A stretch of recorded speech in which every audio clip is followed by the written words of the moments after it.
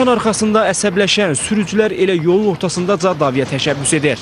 Ağır qəzalarla yanaşı digər asayiş pozuntuları da təhlükəsiz şəhər kameralarına düşür.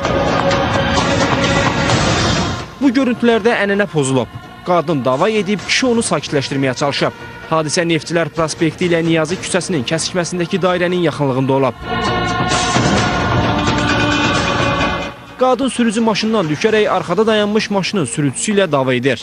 Davanın səbəbi bilinməsə də qadını həmin vaxt yanındakı bir kişi sakitləşdirməyə çalışır.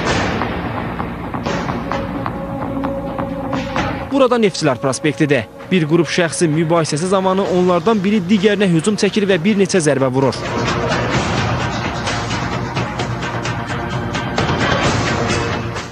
Ətrafdakılar onları ayırsa da bir neçə dəqiqədən sonra dava avtomobillərin sürətlə hərəkət etdiyi yolun düz ortasında yenidən başlayır. Şahidlər yenə də onları ayıraraq sakitləşdirir.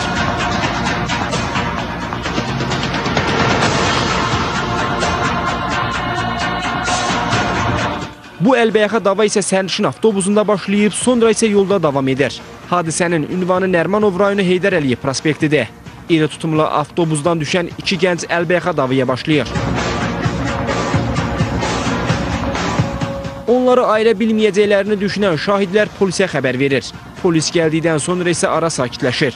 Kameralara düşən bu hadisələr polis tərəfindən araşdırılaraq asayiş pozanlar haqqında müvafiq tədbirlər görülüb.